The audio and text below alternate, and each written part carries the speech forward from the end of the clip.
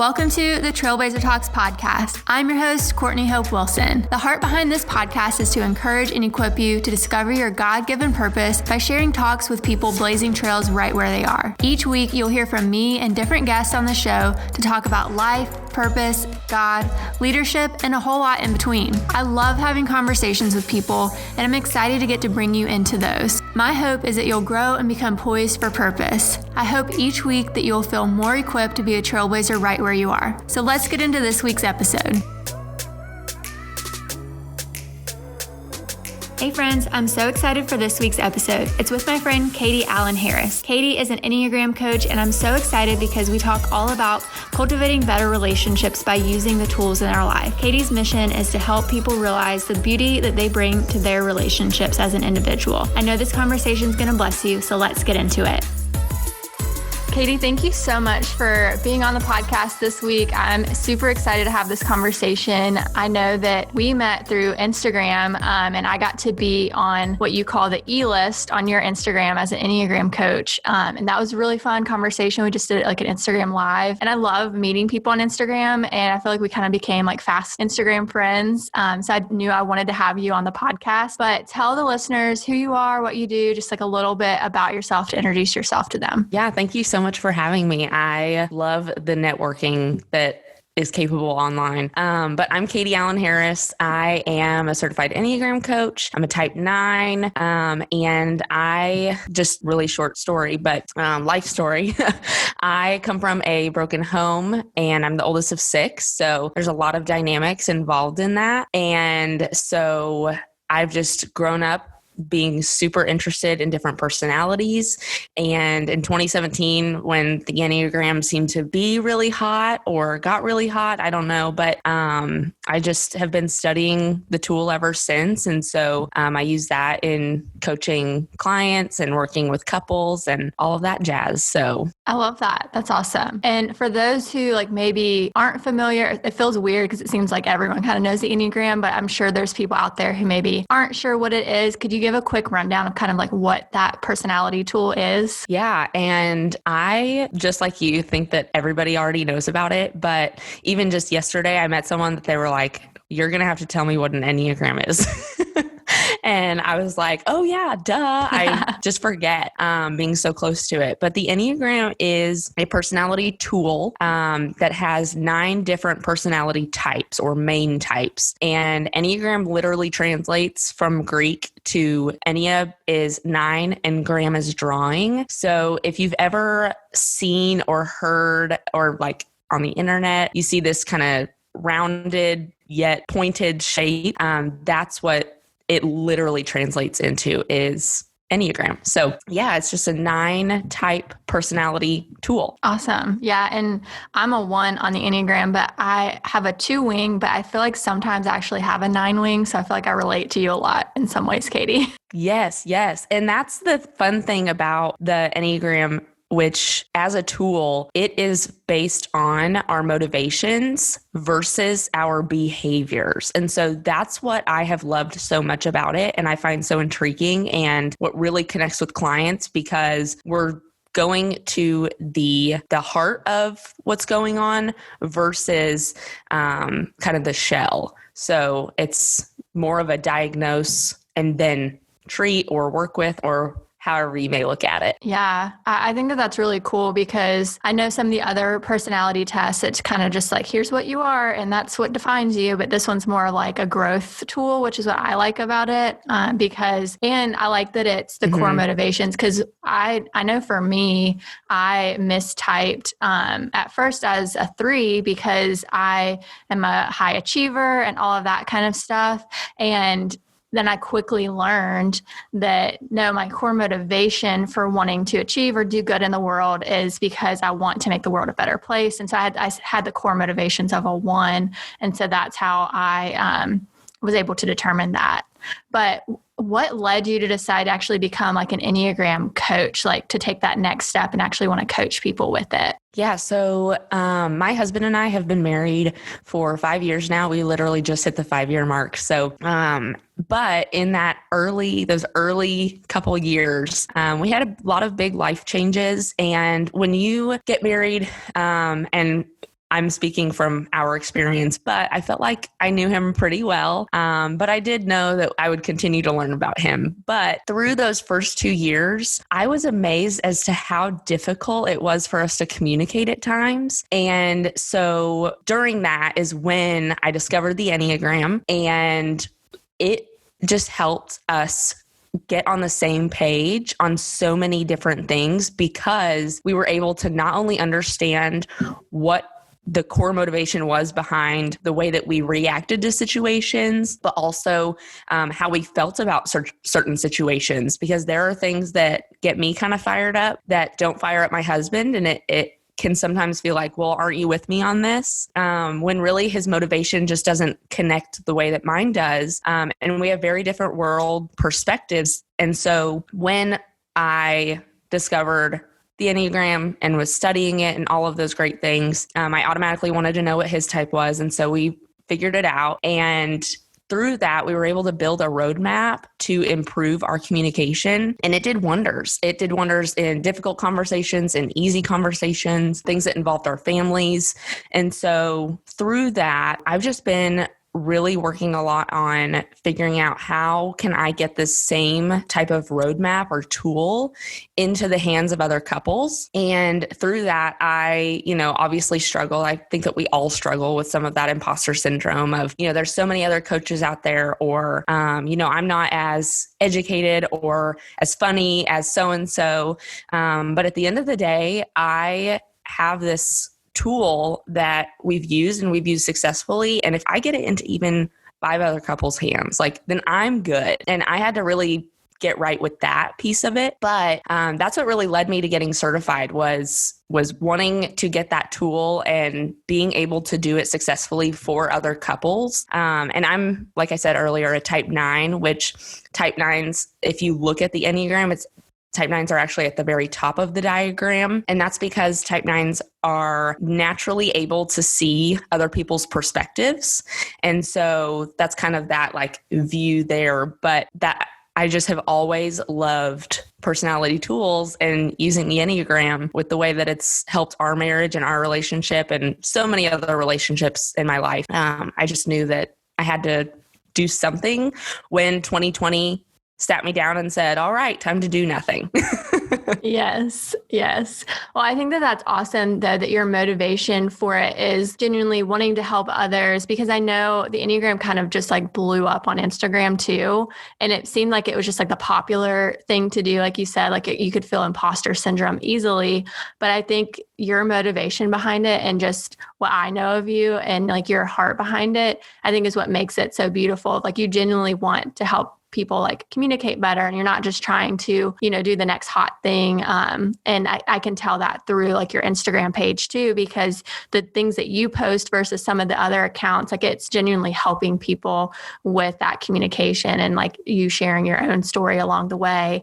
But you do several types of coaching through your business. You do what is it, one-on-one and couples, and tell us kind of what the different coaching is and kind of what the purpose of each is, or what the goal would be for each. Yeah. And so there's obviously one-on-one coaching. So individuals that want to discover their Enneagram type or really learn about what makes them tick, and why they react to things the way that they do. And that's really just, it's one-on-one. So we're figuring out what that client's goals are. And then couples coaching. So that is with couples, it's more of the premarital or newlywed.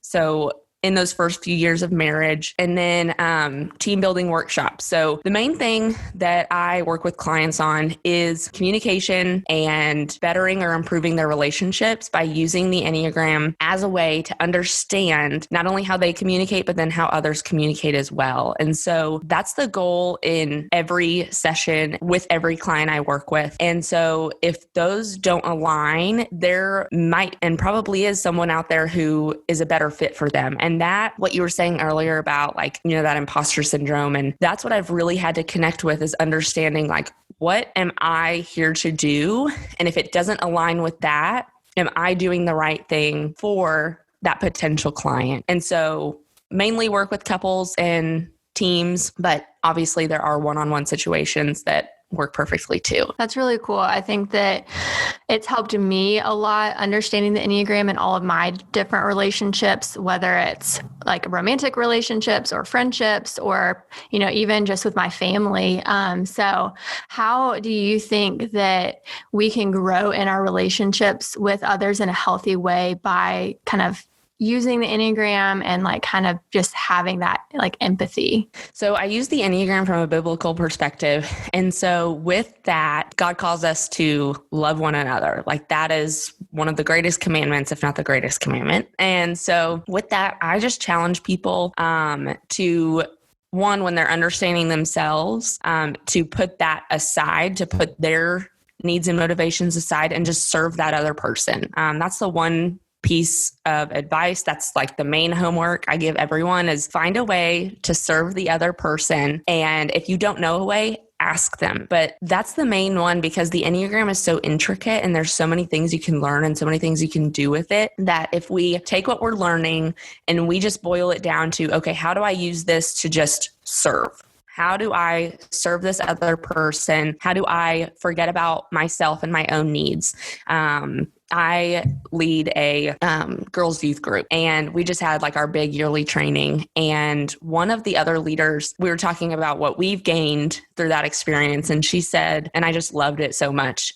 She said, it's funny how anytime in life I serve, I'm then served. And I think that we can all find areas in life where we see that, where we see like, oh, wow, I served in this area and maybe it didn't come back right over there, but it came back over here. And God rewards and he really loves to see his children another. And so if I can just work with clients to better understand how to serve one another better, then I feel like that is, doing something and improving their relationships in little ways that create the big ways. I think that's a really good way to put it too about serving, because I think that applies to like so many areas of life, because whether it's through the Enneagram or through that type of thing, I think in business or in any kind of relationship, I think if we have the heart, like a servant's heart, and kind of follow what Jesus did with that, then I think that always sets us up for success. Because I know even online, I can tell a difference in people I follow, if it's like an influencer or whoever, if their goal is to serve and to kind of help me versus just like, oh, hey, like their heart's like in a different spot. And I think I always receive the servant's heart better. So I think that's really cool how we can do that in our relationships. And another question I just kind of thought of too with relationships and just maybe some, I don't know, for those either kind of just getting started in a relationship or just getting married, like what does that serving each other kind of look like and that team aspect kind of look like? Because I've heard that more and more. And I think that's a really beautiful thing to think of yourself as a team where it's you and that person against the world instead of you and that person against each other. What advice do you have for like maybe new couples or newly engaged or newly married or dating couples? Yeah. And that when you're dating, it's kind of funny. There's this switch that happens when you go from dating to married, that in dating, there's a little more grace, there's a little more understanding. And then once you're married, it's almost like this switch of, oh, wow, like, they need to be with me on everything. And while that does kind of sound like a team, you really just want to have a vision instead of looking at every little situation or stance or opinion and saying you have to agree on those. The best way to be on the same team is to have a shared vision. And so with that shared vision, how do you serve the other person to get to that shared vision? Sometimes it may be looking as little as like unloading the dishwasher for them or for you all both, because that definitely serves you too. But and it may be something bigger in, I'm going to give this time where maybe I want the holidays. Holidays can be so tricky and we just got through them. But, finding an area that is really important to your spouse and saying, this is very important to you. And while I don't want to forego this other, tradition or family thing. Like, I'm going to serve you by going, and not just going, but having like a grateful and thankful heart in going. And it's all about that shared vision. What is that shared vision for you as a couple? And so with that, using the Enneagram is great because you can see each other's main motivations, and you can kind of build a shared vision based on that. You can, for a 1 and a 3, like, how do we achieve the most good for the world? That's a great shared vision. And what does that good look like to you as a couple? And staying with that and keeping that your team focus. It's just like a sports team. You want to make it to the championship or whatever it may be. But you don't get to the championship if you don't figure out the little things, and if you don't win the little games, and if you don't stay together and stay strong in those little moments. And along the lines with advice for couples, what advice would you give them for just like communication? And this could probably help in other relationships as well, maybe not just couples, but what advice for just having better communication? Because I feel like that area, like communication, is kind of the one area that if you can get that kind of nailed down or like in a healthy spot, it helps every other area. Because I even know watching TV shows, that's usually the area in the TV show where the conflict arises, whether it's, the sitcom or the like drama or whatever, but it's usually because there was a miscommunication and someone didn't understand somebody. So how can we have better communication in all of our relationships? Yeah. So communication is this word that I've even been struggling with because it's so broad. And so I've really had to narrow it down to what are the main pieces of communication. And there's 3, right? There's the approach to it. There's the communication within a discussion. So what we kind of think of as communication, but really the during. And then there's the after and the healing. And so each Enneagram type approaches differently. They also react within differently. So the during is also the reaction. And then they all heal and have an after that looks a little different. So if we can pair those up between the 2 types who we're talking about, then we're able to see, okay, a type A is going to be more assertive in approaching conflict. So how can you still be true to that and still feel like you're able to approach conflict? Because for a type A, conflict breeds intimacy. So how can we still stay true to that while also protecting your spouse, your loved one, your friend, and just with that approach? And then for a type 9, for instance, the healing and the after, I can leave a conversation that is perfectly buttoned up and totally resolved, but it takes me a long time to really heal from it and feel at peace. So how can, one, I know that that's fact and not just, getting my feels about it. But then also, how can my spouse help me through that? How can I be vulnerable with them and allow them to help me walk through that? Even though it's completely over and there's nothing else to do with it, there's still a healing process after a difficult conversation. So that's where using the Enneagram in communication as a whole can really improve and just take you years ahead, because, I've been married 5 years now, and this has single-handedly changed our communication, our marriage. And there are couples all the time, when people get married and they ask people who have been married, 40, 50 years, and they say, oh yeah, communication. It's like, okay, what's that mean? How did you figure it out? And a lot of times they just have to figure it out by going through hard seasons. And this isn't going to take those hard seasons away, but what it is going to do is it's going to let you focus on the season and each other, and serving one another in those seasons through the way that you communicate and walk with one another in that. Hey friends, I just want to quickly interrupt this message to let you know about my book. It's called It Is Written, Daily Truth to Face the Lies We Battle. And if you've ever faced any lies in your life, this devotional is for you. If someone's ever spoken negative words over you in the past, God wants to break those lies off of your life and help you walk in His truth. God's word is a powerful tool, and this devotional will help guide you through that and give you practical things to help you overcome those lies. I hope that this encourages you, and if you're interested, you can pick up a copy at itiswrittenbook.com or my website, CourtneyHopeWilson.com. I'd love for this to encourage you, and I hope that you find it helpful. Now, back to our conversation.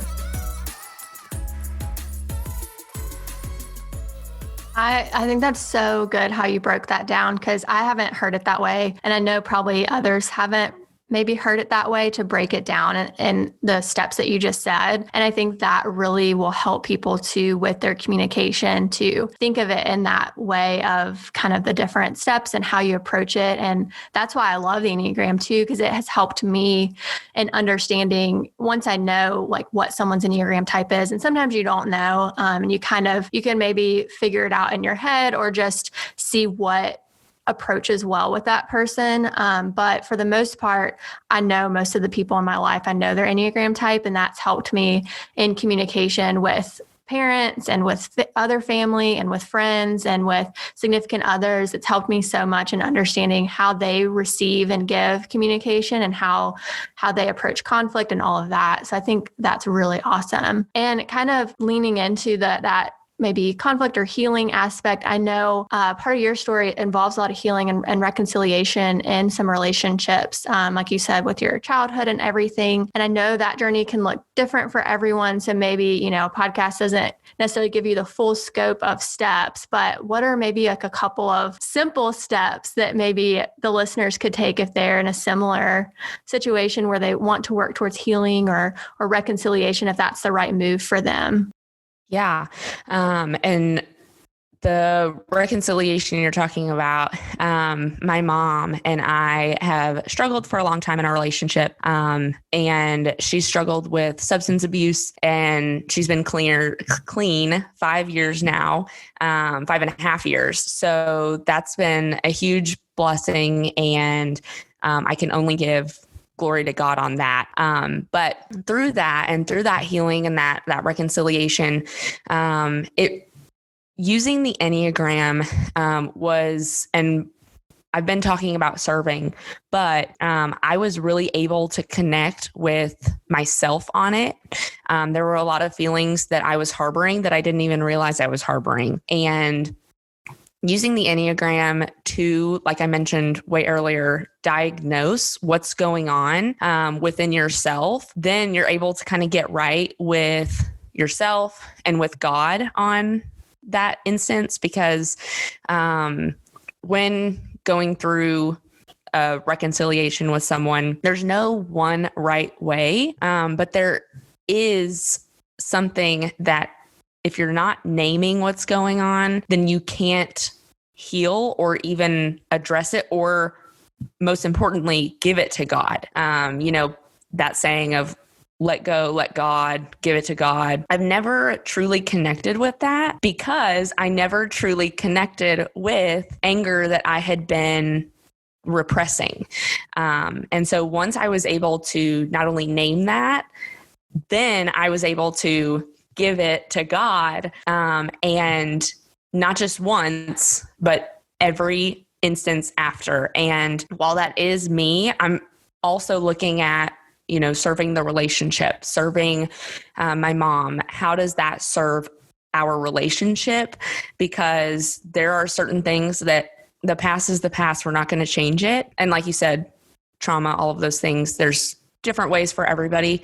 But for me, using the Enneagram to really name that emotion and then being able to connect with it and give it to God in every instance that I'm feeling it. So that's been really huge for me, for us, and for that relationship. I think that that's a huge first step too, is figuring out and recognizing the things that you're feeling or the emotions you've been suppressing. So I think a lot of times in situations where someone's hurt us, and maybe it's on a large scale hurt and maybe it's a more smaller scale. I mean, I know this last year, there's been a lot of tension in relationships, unfortunately, just with everything going on in the world. And so I feel like even if it's as small as me and my friend disagree on this issue that we disagree on, that can be hurtful too, because I think there's been a lot of relationships over this past year where, we've disagreed for the first time in maybe some of our relationships, and it's on some very hard topics. But I think recognizing how we feel and being able to address that is a huge first step in healing. And then I think once you identify it and can name it, then like you said, when we give it to God, it makes it a little bit more clear of a path versus kind of weeding through the dark of, well, I don't really know what I'm feeling, or I don't really know how to define that. But I think the more you can like sit down, I think that that's helpful. That's helped me too. And I know you talk about this sometimes too, the difference between a coach and a counselor, because I know some of those situations you need both. And sometimes maybe it's you just need a coach or you just need a counselor. Talk a little bit about like, how do you know which you need and if you need both or just one or the other? So the best way that I've found to relate it is that counseling is reactive based. And what we're talking about with counseling is typically a trauma. It's typically a situation that we cannot go back and repair ourselves, or that we've been hurt in. And so counseling is that more reactive approach, whereas coaching is proactive. So with coaching, we're dealing with situations that haven't happened yet. And we're trying to be prepared for them and create a plan of action for when we come across certain scenarios. So, for one-on-one coaching, it may be professional that we're wanting to prepare for a job promotion, or we're wanting to prepare for the holidays with family, things like that. And with couples, we're preparing for communicating with one another. So we're preparing for what do we do when we come across our first season of holidays with family, and we're trying to figure out whose family things we're going to and how we're going to split up the time. And then even little things like, how are we going to create a chore list for the two of us? Like, stuff's got to get done.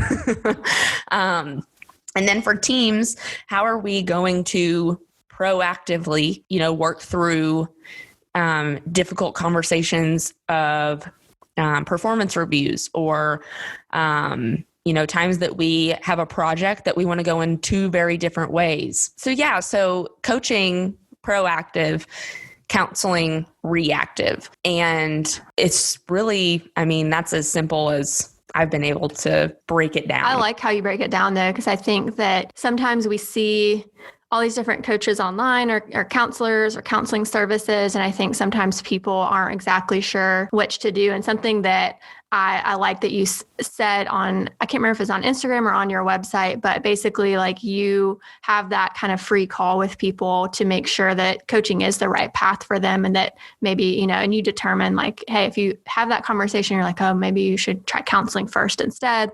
I think that also is a great servant's heart to make sure, that you really are the right fit. And I think, and counselors do that too. I know I go to counseling from time to time. And whenever I had that initial call with them, they did the same thing to make sure counseling was what I needed. So I think that's really great.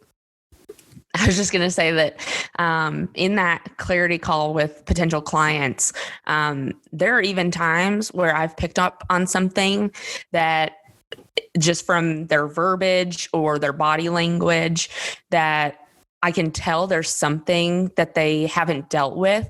And I then, am able to address it and say, hey, I can sense that there's some harbored or unresolved feelings about X, Y, and Z. I'm more than happy to talk about like the future or preparing for such and such moment.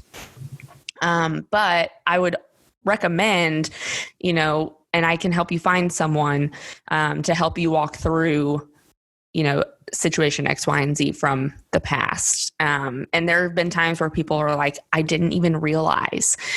So that's been really great. And like you said, really rewarding just to help with that, because I've gone through counseling. I currently have a counselor that I love. I want to be friends with her, but apparently that's not okay in the counseling world. But I feel that. I do the same thing with mine. Yes. Yes. I'm like, oh, maybe we can maybe I can get to a place where then she's not my counselor, but I'm like, I want her to be my counselor. So, but anyways. Yeah, no, I think that's really good. And I think that's really healthy for people to know that, someone has their back and they're going to point them in the right direction and not just be like, oh yeah, great, let's get started. I think it takes a lot of, maturity and heart to be able to, tell someone, hey, maybe this isn't the right step for you right now. And I think that will help someone come back later when they are ready for coaching versus counseling. But one thing you posted recently that I really liked, and it's something that I feel the same about with the Enneagram, is you said, don't be the Enneagram, or you said, use the Enneagram, don't be the Enneagram. And talk about that a bit, because I know it's become this very kind of label type of thing any personality test has, whether it's Myers-Briggs or DISC or Enneagram. I think we, as humans, it's we love to have something that kind of defines us, but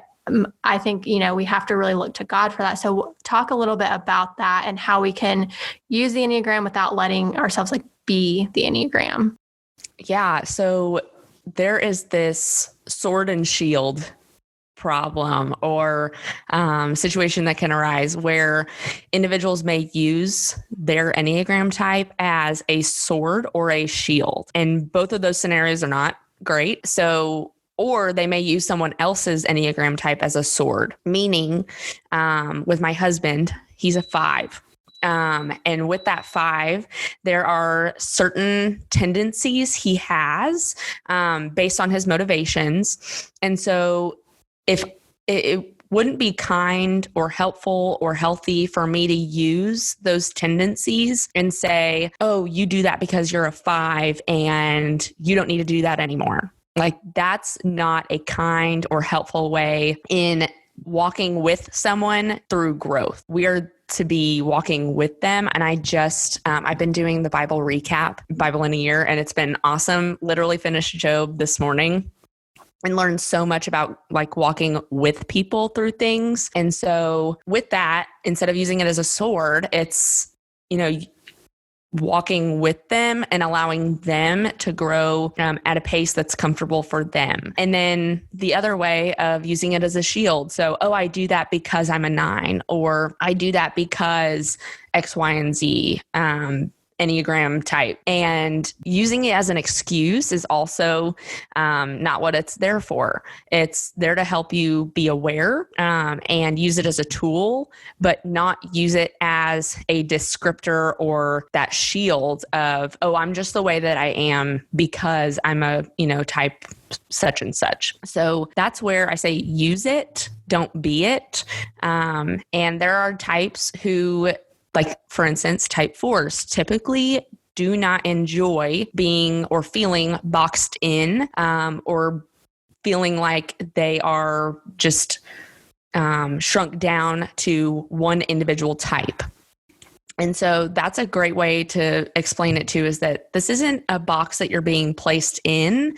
It's really showing you the box in which you typically live and the box that you feel comfortable in. And how can we get out of that box and use this tool to see, ways in which we can grow out of our tendencies and our comfort zone. Yeah.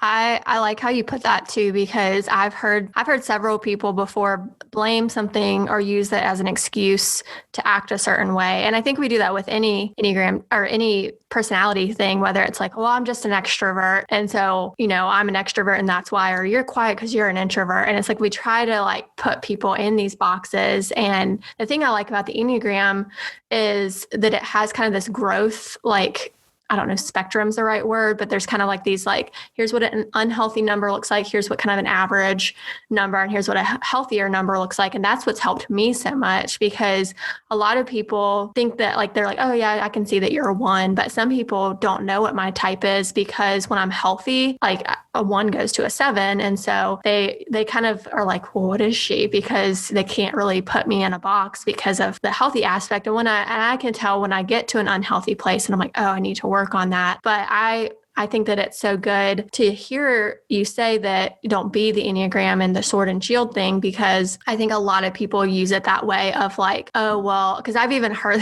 that, unfortunately, in conversations with people like, well, I could never date this number, or I don't think I could be with that person. And I'm like, why though? Why don't you just get to know them as a person instead of judging them by the stereotype of their number? Because, and that's where I think a lot of, sorry, I'm getting on a soapbox, but there's a lot of Enneagram accounts out there that they kind of do, like they kind of feed that a little bit with some of the memes that they put out there and stuff. Because when I saw some of the memes and some of the like stereotypes of a 1, I was like, oh, I'm not a 1. Like, I'm not a clean freak. I'm not like a neat freak or any of that. Like, I don't fit like that particular stereotype. And so I was like, man, like, am I the right number? Like, am I a different number? Because and then also it made me, for a while, I was like, I don't want people to know I'm a 1, because I don't want them to think I'm like uptight and not fun, because I am fun.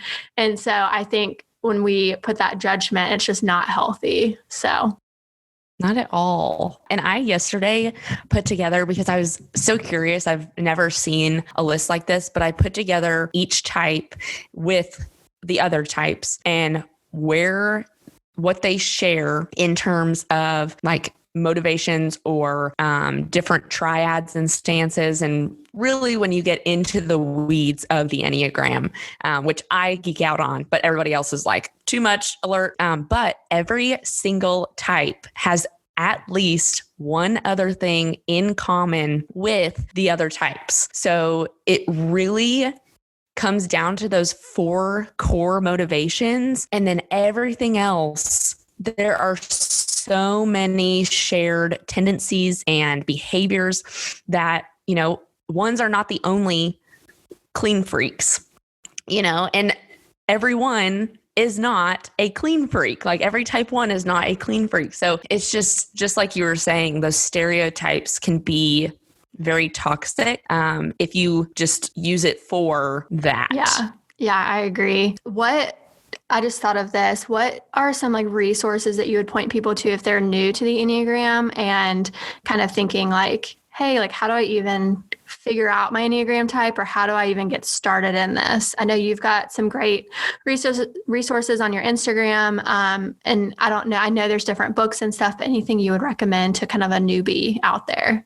Yeah, so there's a few different ways. There is obviously discovering your type on your own by either reading a book or using a guide. I have a guide that I've created that's kind of a self-typing guide that you can use as a way to kind of start figuring out what type you are. And then the book, The Road Back to You, it's probably my like top 3 books ever that I've ever read. And I just love it so much. And it's how I discovered the Enneagram. And then if you're someone that is like, I don't want to spend all my time trying to figure out what type I am, I just want someone to help me with that and figure it out, spend 1 hour, that's it. I have a typing session that I do with clients where it's literally just 1 hour. We sit down, we walk through the types, figure out what your type is, and then you can use that however you want outside of that. Then you can, do the study, because there are some people who love to study things like that, but it feels daunting to them to figure out what their type is. And so that's just a path of being able to spend 1 hour, know at the end of it that you're going to have it figured out, and that you're going to have someone who's an expert on it really walk you through why you're that type and helping you discover it on your own, because only you can say what your core motivation is. Yeah, I think that's great. And I'll be sure to put that in the show notes as well. So what is something that you have been kind of learning in this season with God? I know that this past year and just the start of this year has been crazy. So what is something that you personally are just like learning with God in this season? So in this season specifically, I mentioned earlier, I just read through Job. So like how to walk through people, walk with people through grief and just be with them. And then I'm also learning like personally, so that's more relationally, what I'm learning in how to like serve other people better, because that's an area that I kind of tend to want to help them fix it. And when someone experiences a loss, I can't not fix it. And so just learning to be with them and be okay with mourning with them and grieving with them. That's one huge thing. But then also, like, personally, I've just been learning a ton about being obedient to how God is calling me to use my gifts with zero expectation. In the past, I have put a lot of expectation of, okay, I'll take this step, and if it comes with this, then I'll take the next step. When there shouldn't be an expectation attached, but I'm learning to, again, take God's prompting and just trust that even if nothing comes of it, that I'm glorifying Him in my work, in my words, in my actions. And that's been a huge, huge learning thing for me is just glorifying Him with everything I do, regardless of outcome. Yeah, I relate to that so much because I am learning the exact same thing with everything, because I've been doing all these different things for I've started blogging probably 6-ish years ago and have kind of just kept adding projects along the way, knowing that it's stuff that eventually I'm supposed to do down the line. But I think I'm like, oh, maybe if I do this, then like this will happen and that kind of thing. And kind of getting impatient at times with knowing I'm called to something, but like feeling that pressure from kind of like society of like, oh, you should be growing or whatever. So I'm definitely learning the exact same thing right now with God about obedience without expectation. And the heart of this show is I really love talking with people who are just blazing their own trail with God. And I feel like we're all blazing a trail that God's given us because He's given each of us a unique purpose. And so I love hearing other people's stories and getting to share that on the show just to inspire others. So what is one piece of advice that you would want to kind of leave with the listeners that you've learned along your quote unquote trail in life? Oh, there's so many. I think that for me, the one piece of advice, I think that there is, so grace and mercy. We use the word grace, give yourself grace. And those two words are very synonymous, yet also opposite. So mercy is not getting something that you deserve. So our God is a merciful God. We deserve death. He gives us life, or doesn't give us death. Whereas grace is getting something that you don't deserve. So that is, Jesus's death on the cross. That is our gift of eternal life that we don't deserve. And I've just been working a lot through those two, and being humble through that. So sticking to humility and not shame, but in the grace and mercy, just really thinking of which and looking for God in that. So which is a godly act, or what does God say about me? Because often in our culture, I think that we live in a very heavy grace culture.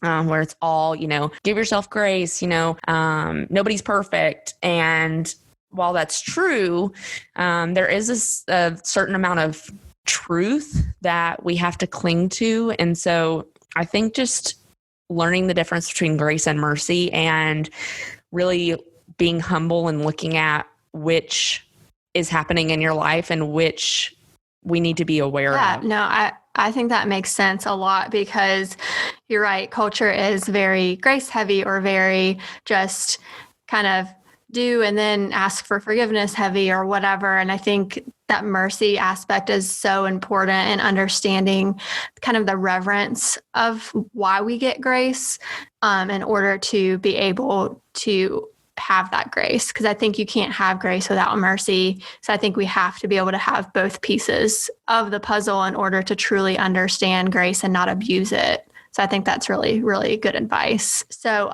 switching gears a little bit, just to kind of wrap up and talk about a couple fun things. What is something you're loving currently, or things that are just kind of bringing you joy in this season? I got a diffuser for Christmas. Well, I have two things I just need to. So I got a diffuser for Christmas.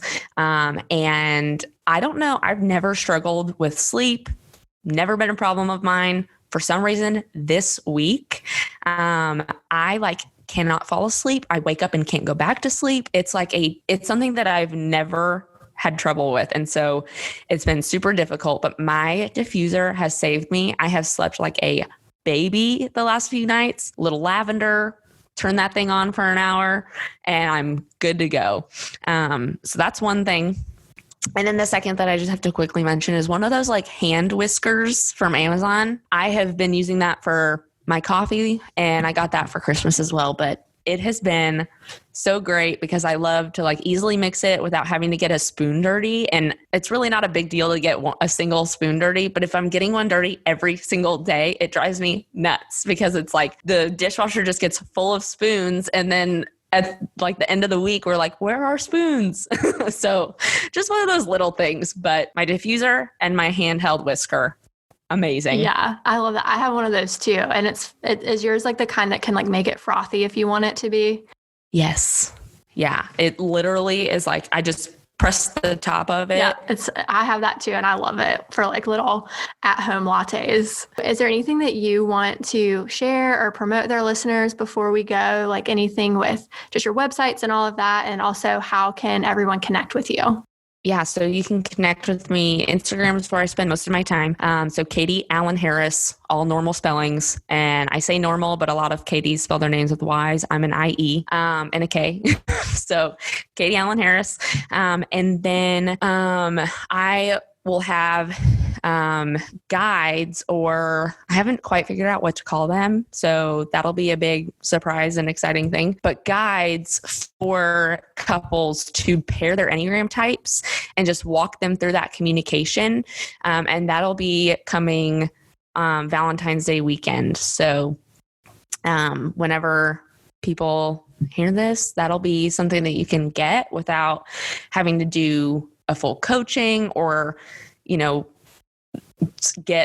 spend one dedicated hour where you're trying to get your spouse with you. But I'm really excited about that because it is literally the roadmap we've been using like from my brain, and I'm putting it on paper for all of the 45 different pairings, and it'll just break it down. And I'm super pumped. That's so awesome. I'm excited for people to get that in their hands and be able to, use that guide. I think that'll be really helpful for people. And I'll be sure to link everything in the show notes so you can connect with Katie and follow along because she's got some really great content on Instagram and on her website.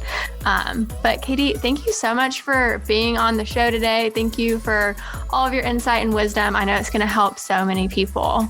Thank you for having me. I love chatting with you any chance I get.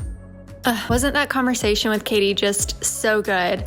I learned so many new things about the Enneagram, and I also learned how to better communicate in all the different relationships in my life. I so love that conversation, and I hope it helped you as well. If you haven't already, make sure that you're subscribed to the podcast wherever you listen. And if you wouldn't mind to leave us a review, that would help us out so much just so other people can learn about the show and more people can start to listen. And if you love this episode, be sure to share it on social media and tag us. You can tag us at the Trailblazer Journals, or you can tag me at Court Hope Wilson. We'll see you next time.